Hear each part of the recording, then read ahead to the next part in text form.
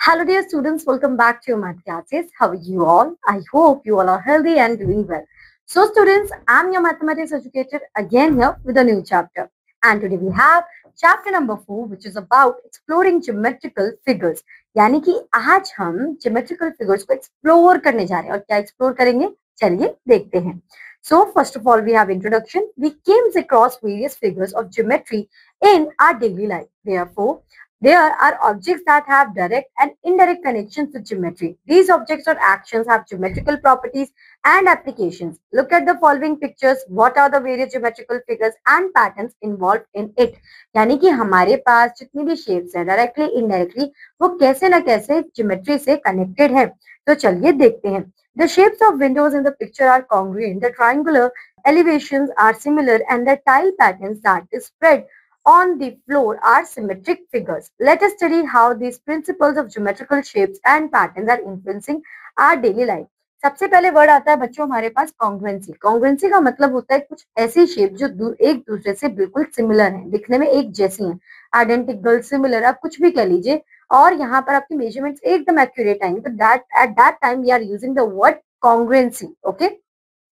You may have seen various objects with same size and shape which we use in our daily life. For example, plates of a fan are of same size and shape. Another example for congruency of shapes in daily life, go to an audio shop and find a compact disc CD. There, what do you notice? The CDs are of same size and shape. If you place them on one above the other, they cover each other exactly. We can say that the faces of CD are congruent to one another क्योंकि ये एक दूसरे को coincide कर लेंगी. Okay. Now, congruency of shapes. So, observe the following. In the above, do all the figures represent the same objects irrespective of their positions? Here, the same figure is moved, rotated, and flipped to get figures. They represent the same hand fan. If we place all figures one above the other, what do you find? यानी कि basically आपको ये देखना है कि जब हम बात करते हैं कॉन्ग्रुएंसी ऑफ शेप की, तो उन्हें हम फोल्ड करें तो एक दूसरे को कॉन्साइड करें, तभी हम कंसीडर कर सकते हैं कि वो दो पर्टिकुलर जो आपके फिगर्स हैं वो क्या है, वो एक दूसरे के कॉन्ग्रुएंट हैं. Now flip. Flip is a transformation in which a plane figure is reflected across a line creating a mirror image of the original figure. तो देखिए आपका ये फिगर है, अगर आप इसे फ्लिप करेंगे तो ऐसा कर देंगे, तो ये होता है फ्लिप का मतलब. ये हैंड ऐसा है, अब ये ऐसा हो गया, तो आपने क्या करा, इसे फ्लिप कर दिया. Next, we have after a figure is flipped or reflected, the distance between the line of reflection and each point on the original figure is the same as the distance between the line of reflection and the corresponding point on the mirror image. Now we have rotation. Rotation means turning around a center. The distance from the center to any point of the shape stays the same. Every point makes a circle around the center. There is a central point that stays fixed and everything else moves around that point in a circle. A full rotation is 360 degree. आप ये देखिए कि ये आपका figure है और ये इस तरीके से रोटेट करता है. इनका एक्सिस जो होता है वो कॉमन होता है. अब जब हम बात करते हैं रोटेशन की, तो ये किनका पॉइंट, ये इस तरीके से रोटेट, तो ये इनके रोटेशन के पॉइंट जो है वो फिक्स है. पहले ये, फिर ऐसे, फिर ऐसे, तो एक्सिस पॉइंट हमारा सेम है. ठीक है. Now triangle. अब आप मूव करेंगे जब ट्राइंगल को, तो ये जब पहली रोटेशन करेगा तो ABC देन फ्लिप, ये आपका रोटेशन है. ABC का कंप्लीट रोटेशन ये. अब फ्लिप का क्या होगा कि ये इस तरीके से फ्लिप होगा कि उसका अपोजिट. फॉर एग्जांपल ऐसे है आपका हैंड, तो फ्लिप होगा आपका ऐसे. ठीक है. एंगल्स का रोटेशन आप देखिए कि यहाँ पर आपका Q है, Q फिर आपका जब रोटेट होगा तो ऊपर चला जाएगा, और फ्लिप होगा तो वो थोड़ा अपना मिरर इमेज हमें प्रोवाइड करेगा. In all the cases if the first figure in the row is moved, rotated and flipped, do you find any change in size and shape? No. The figure in every row are congruent. They represent same figure but oriented differently. Okay. Now we use the symbol this to represent the congruency. जब हम कहते हैं कि दो figures are congruent to each other, तो हम इस symbol को वहां पर use करते हैं. Now we have similar shapes. In our books, we have pictures of many objects from our surrounding. For example, pictures of elephants, tigers, elevations, plan of a huge building, block diagram of a microfit, etc. Are they drawn to their original size? No, it's not possible. Some of them are drawn smaller than the real object and some of them are drawn larger. Where do we find the application of similarity? Engineers draw elevations plans similar to the building to be constructed. DTP operators draw diagrams on the computer which can be magnified in proportion to make banners. Photographers makes photo print images of same by enlarging or reducing without distortion is based on principle of proportion.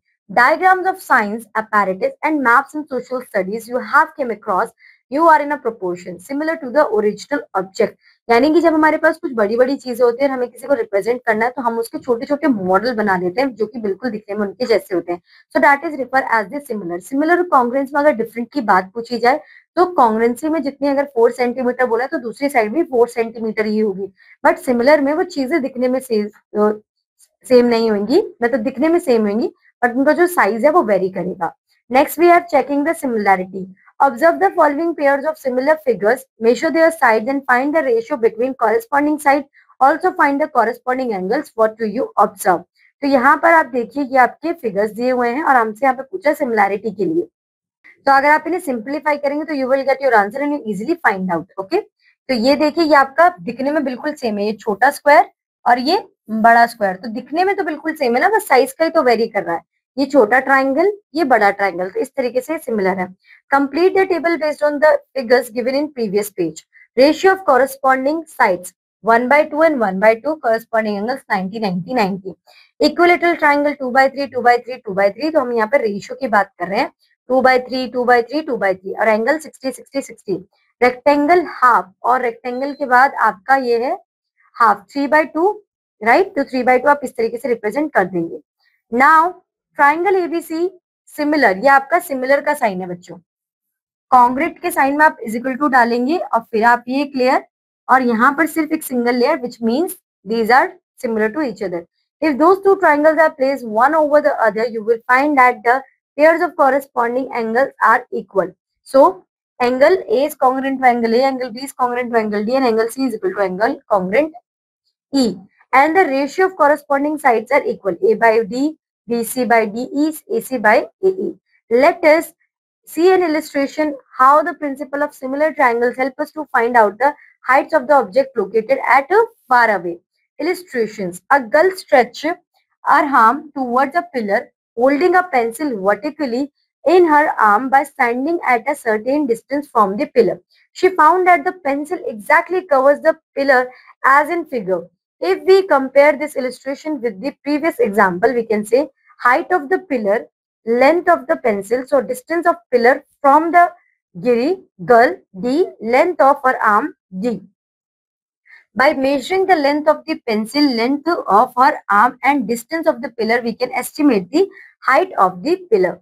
So in example number 1, we have in the adjacent figure, triangle ABC is similar to triangle PQR and angle C is equal to angle 53 degree. Find the side PR and P.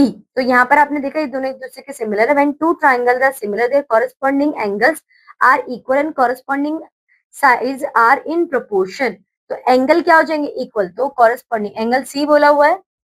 अगर ये आपका क्या है, ये आपका है 53, तो आपका एंगल आर भी 53 हो जाएगा. ठीक है, और अगर एंगल आर आपका 53 होता है, पहले साइड कर लेते हैं.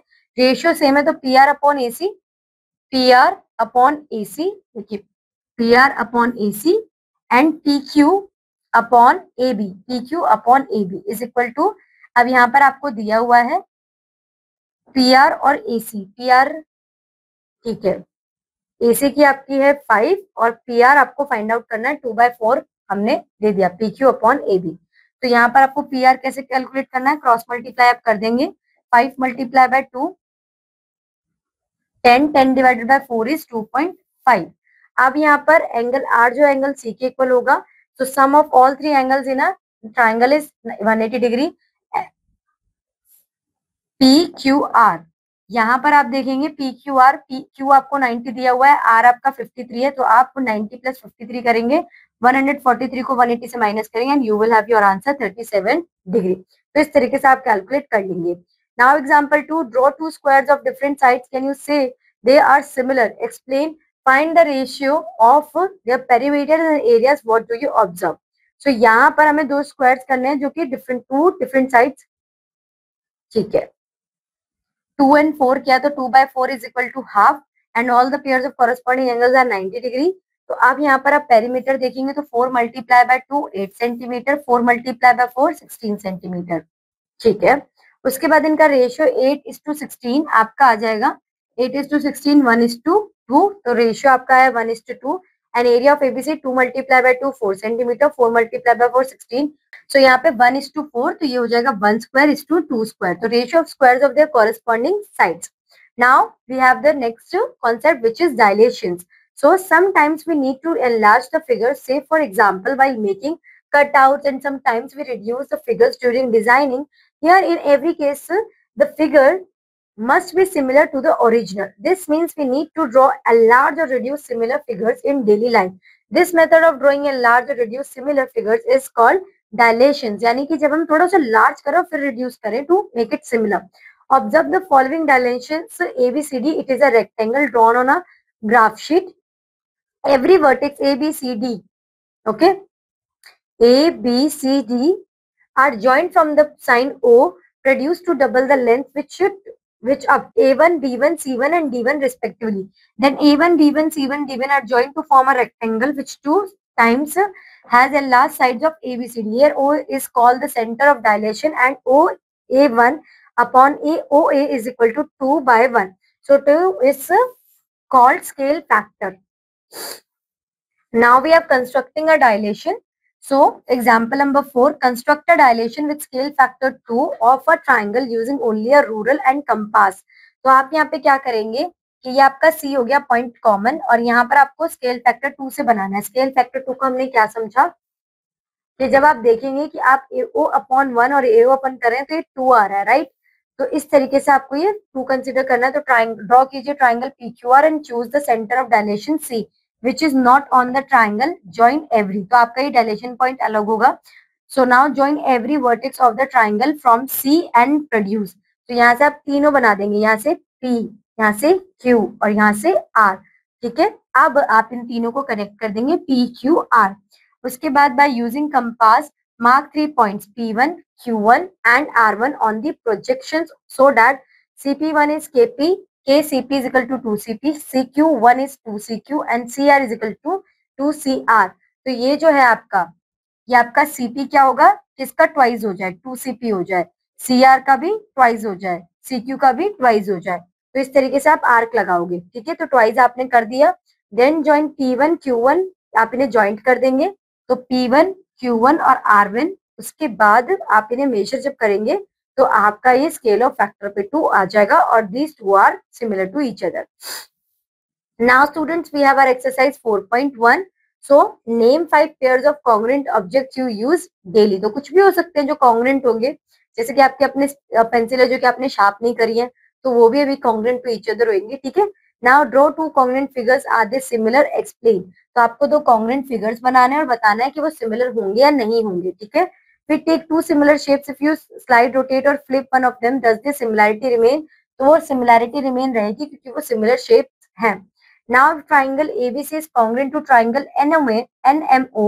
Name the congruent side and angles. So angle A जो होगा वो angle N के congruent होगा, angle B angle M के congruent होगा, angle C angle O के congruent होगा, और side B अब आप खुद बताओगे side कैसे होगी, AB NM, BC MO, AC और NO, इस तरीके से आप ये बता सकते हो। Now question number 4, state whether the following statements are true. 2 squares of side 3 centimeter each and one of them rotated through 45 degree are congruent, one of them, हाँ वो होंगे क्योंकि 3 सेंटीमीटर साइड थोड़ी ना मेजरमेंट चेंज हो रही rotate होने से। Now any 2 right triangles with hypotenuse 5 centimetre congruent, तो 2 राइट ट्राइंगल्स है 5 सेंटीमीटर है तो उनका जो डिस्ट्रीब्यूशन होगा वो भी ऑब्वियसली सेम होगा, तो यस इसी तरीके से आप इन्हें क्लासिफाई कर देंगे among true and false.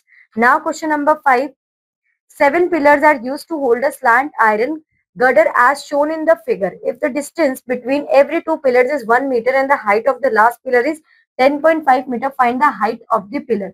तो यहाँ पर आपको illustrations का यूज करना है, आप एड ऑन करेंगे and you will get your answer. Example में ये सेम क्वेश्चन किया तो आप वहां से ये समझ सकते हो। Now question number 6 we have, standing at 5 meter apart from a vertical pole of height 3 meters, Sudha observed a building at the back of the pillar. That tip of the pillar is in the line. Same question यहाँ पर भी है तो आप ये भी कर सकते हैं, और यहाँ पर लास्ट में आपको ड्रॉ करना है डायलेशन ऑफ अ क्वाड्रिलेटरल। तो हम ऑलरेडी समझ चुके हैं कि डायलेशन ऑफ अ क्वाड्रिलेटरल हमें कैसे करना है, एग्जाम्पल में हमने अच्छी तरह समझा है, तो आप ये क्वेश्चन भी ट्राई कर सकते हैं। उसके बाद आ जाते हैं बच्चों अब हम सिमेट्री पर। सिमेट्री को हम ऑलरेडी अपनी छोटी क्लासेस में पढ़ चुके हैं कि सिमेट्री का मतलब क्या होता है, कि जब हम किसी भी ऑब्जेक्ट को टू इक्वल पार्ट्स में डिवाइड करें तो एक दूसरे के आइडेंटिकल हों। सो look at the following figures. If we fold them exactly to their halves, one half of each figure exactly coincides with other half. Okay, so rotational symmetry. Rotational symmetry का मतलब है कि जब हम उन्हें रोटेट करें तो भी जो उनका मतलब जब उन्हें उनका वो आइडेंटिकल हो एक दूसरे से, ठीक है। Different geometrical figures have different numbers of axes of symmetry. Rotate each figure given above about its center and find how many times it resemble its initial position during its one complete rotation. For example, rectangle has two lines of axis of symmetry. When a rectangle is rotated about its center, its shape resembles the initial position two times. We call this number as order of rotation. तो इसे हम क्या कहते हैं, order of rotation. Now tabulate your findings in the following. तो यहाँ पर आप अपनी findings को complete करेंगे. Next we have points in symmetry. Observe the adjacent figures. Does it have a line of symmetry? It does not have a line of symmetry, but it has another type of symmetry. The figure looks the same either you see it from upside or from downside. From any two opposite direction. This is called the point symmetry. Point symmetry का मतलब है या तो आप उसे ऊपर से देखें या फिर आप उसे नीचे से देखें, तो जो आपका फिगर है वो आपको देखने में सेम लगेगा. That is referred as the point symmetry. If you look at the figure, you may observe that every part of it has a matching point. If you draw a line through its center, it cuts the diagram on the other side of the center at equal distance. तो यहाँ पर application of symmetry हमारे पास क्या है, majority of the objects what we use have at least one type of symmetry. Most of the machine made products are symmetric. This speeds up the production. क्योंकि वो symmetric होते हैं, एक जैसे होते हैं, तो उन प्रोडक्शन में इंक्रीजमेंट होती है. Okay, now observe this pattern. तो यहाँ पर आपको पैटर्न्स देखने को मिल रहे होंगे बच्चों, यानी कि हम जब एक ही डिजाइन को बार बार रिपीट करते हैं तो that is refer as your pattern. Usually these patterns are formed by arranging congruent figures or mirror image side by side in all the direction to spread upon an area without any overlaps or gap. This is called the tessellation. जब आपके design के मतलब जो आपके patterns उनके बीच में कोई gap नहीं है, that is referred as the tessellation. This enhances the beauty of the diagram.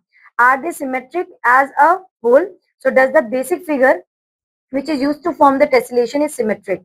Now What are the basic shapes used in this tessellation? So यहाँ पर आप देखेंगे ट्राइंगल है आपका 1 2 3 4 5 6, हेक्सागन है इस तरीके से.